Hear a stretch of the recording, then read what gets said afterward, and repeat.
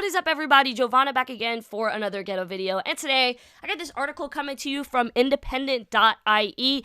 I just want to say a quick shout out to Sporking News Podcast, aka Scott, on Twitter and on YouTube. He shared this article on Twitter, and I've been seeing this rumor of and this Tessa Thompson talk popping around the internet, and I never had a physical article, but now I finally do. So just thank you, Scott, and everyone, please go subscribe and follow him on Twitter. He's a great guy. He makes awesome content too. So here, obviously from independent.ie, it doesn't really look like a trustable article, just the way, I understand not having access to the tools to make a wow website, but yeah, I definitely believe what I'm seeing right now. Even though it may not look like a veritable source, I definitely think it's true, especially with our modern politically correct culture and Hollyweird. Tessa Thompson does not want to work with a bunch of white people or men. The actress wants to work on projects that are inclusive. Well, right off the bat, she's literally contradicting herself. I want to work in a space where it's all inclusive, but no white men or no straight dudes. That doesn't make any sense. But the thing is, there's a difference between being inclusive and exclusive. What the left and the feminist movement and SJWs and Hollyweird love to do is they love to be exclusive. They're like, oh yes, let's be all inclusive because I want more representation of people of color and women. And then they go off and say this shit I don't want white people, or I don't want to work with white people or whatever. That I don't think they understand how ignorant they sound. You're being exclusive. When you're being inclusive, me personally, that's how I like to be. I love to be inclusive. You are including every race, every gender, every sexual orientation, and everybody's different opinions, diversity of thought. That is being inclusive. We have to appreciate our differences. You can't just say oh, I'm going to exclude white people because they're the majority. That just doesn't make any sense. You know what I mean? But anyways, let's get into it. Actress Tessa Thompson has said that she does not want to work with a bunch of white people or men.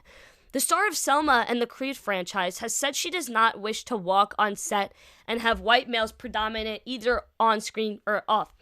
Now, first, I just want to kind of correct this article a bit. I wouldn't really call her a star of the Creed franchise. Michael B. Jordan is the star of Creed, and that's on period. Whether in front or behind the camera, the actress who plays the wife of Adonis Creed in the latest installment of the boxing franchise, spelled wrong, sorry, has insisted she wants to work on inclusive productions. Speaking at the European premiere of Creed 2, she told the Press Association, I don't want to show up on set and just see a bunch of white people, no offense, and I do not want to work in the company of a bunch of men, no offense. But then again, see, what she's doing is she's being exclusive. You can't call yourself inclusive when you're just appealing to appeasing the minorities. That just doesn't make any sense. Everyone's I hate this politically correct culture we live in. It's just it's literally exclusive. It's meant there to be tolerant and inclusive and all these other stupid, pat you on the back terms, if you will. And it's just advertised as something that's so, such a beautiful thing, but it's not. It's literally not. And if you look at this, I can only imagine if, the backlash this would get if she said black people and women. Oh my God. Yeah, only if the tables have turned. I get there's not much, racial, as a white person, there's not much to be offended about racially. But for men, at least, if you look at just statistics in general, men are more likely to commit suicide. Men are more likely to be homeless. You know what I mean? Men are just more likely to, a lot of negative things men are more likely to have and do than women. That's just a fact. So, yeah. I want to see work that really looks like the world in which we live in. Yeah, predominantly white. We live in, at least if you're talking about America and places in Europe and Canada, it's predominantly white. I don't know how statistics on the world and how much percent of white people there is in the entire globe, but it's probably way more than people of color or whatever you want to call it. You know what I mean? But if we're going by that logic, then she would sound like a white supremacist, because I think 70% of America is white, I believe. So yeah, sure, I agree. There are lots of people of color. Look around. It's also really exciting, not just what we put on screen, but also to work on productions that are inclusive. Yeah, I get this, but then again, you are being exclusive. For example, if we're going by this logic, then why isn't she going after Bollywood for being predominantly Indian? Shouldn't they be inclusive of more races too? Doesn't make any sense. I want to show up on set and have it look like the world I walk around in every day, which is full of women and people of color and folks with disabilities. I want to make content that feels like that both on camera and off it. The actress said that she was delighted to take a strong female role, Bianca Taylor, in a historic franchise. She stars alongside Black Panther star Michael B. Jordan.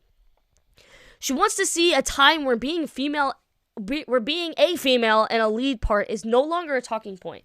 I could kind of agree with that to an extent. Like, for example, like, I wish, like, kind of, like, I get the point of, like, this diversity shit and, like, making things more normalized, but the thing is, you have to do it right. The reason why this is, like, a talking point is because there's not that many great female characters.